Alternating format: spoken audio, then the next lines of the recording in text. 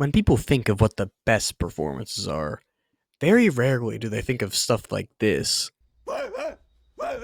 What I do see a lot of people think of, though, is this. Hey, Paul! Now what if I told you this? This is like that, times a million. In our current job market, to get a job, you don't. But if you want the impossible, you need a unique and strategic business plan to get it. So, hey, why not just get rid of the job competition? This may be the funniest film of the year, but it also grounds itself in the terrifying reality we live in to leave you feeling sick to your stomach by the end. AI, corporate corruption, the same $1 trillion being passed back and forth between the same three companies. The world right now is the calm before the storm. When I'm 18, it will be the storm. But hey, at least we could laugh about it right now. What Park Chan-Wook is crafted here is far more layered than something that simply tells you the world sucks. This is the movie of a million rabbit holes. If you like movies at all, you'll probably like something here. It's about a sad world that would have us believe our self-worth is inexorable. With employment, a man losing his humanity, a family who has no other choice but to go along with their family members' heinous choices.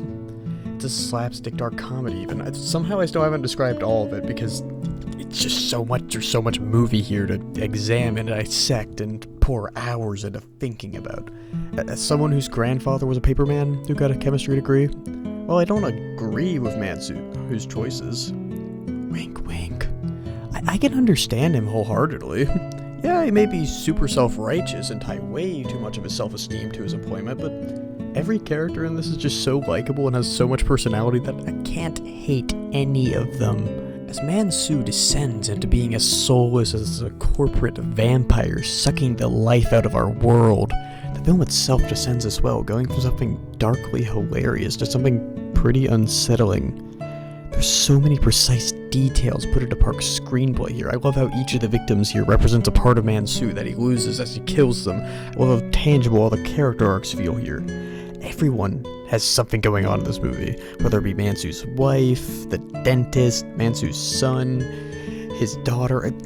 What I found most fun of all these stories, though, was the first victim's story. There is so much parallel to Mansu's character with this story. And underneath it all, right underneath your nose, the movie is intricately placing down its dominoes that build up to this confrontation scene that is just...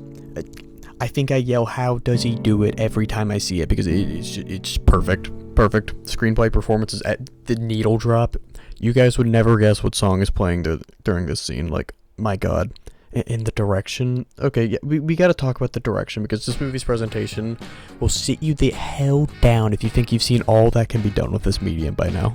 Every other director needs to just sit down because Park Chan-Wook is just leaving them in the dust. Every frame of this is just so densely packed with so many little details. No one is having their movies benefit from modern technology in them as much as Park. He will shoot a shot of an iPad that is unlike anything you've ever seen before, and then he'll do one with a phone like a minute later. Every aspect of the medium of film is just so finely tuned here. Oh, and the editing?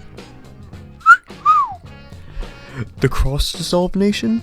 You guys have never been so alive. Every transition in this movie blew my goddamn mind. Like, come on, you see that? You see that? Park is just moving the camera like he's a surgeon. Like, look at that, man. It's like, whoa. Like, dude, you see that? There are layers upon layers of irony, overlapping on top of each other, overlapping with each other for the sickos like me to see more clearly upon every rewatch. You see constantly for No Other Choice, all these men repeating the same mantra of no other choice to get themselves through hardships. Mansu says this mantra to himself constantly throughout all of his evil deeds he does for his family, but in the end, just looking in his wife's eyes, you can see her fear of him. He's lost so much of himself, he can't even see the fear he is making his family feel. He's as soulless as the faceless corporate men who tell people they have no other choice but to take people's jobs because they aren't satisfied by what they have. For a movie called No Other Choice, you wouldn't expect it to leave you thinking there is always a choice, but irony does fit this movie like a glove. This is the funniest movie that I've ever seen that left me feeling sick to my stomach by the end, and my second place in that small category would be Old Boy. which was also directed by Park Chan-Wook. So this guy's just the best, I guess. Keep letting him make movies. This is his most accessible movie, so you could even say you got no other choice but to choose to go see it.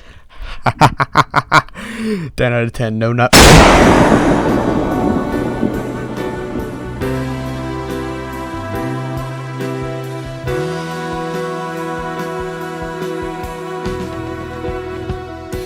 아마 나는 아직은 어린가 봐 그런가 봐 엄마야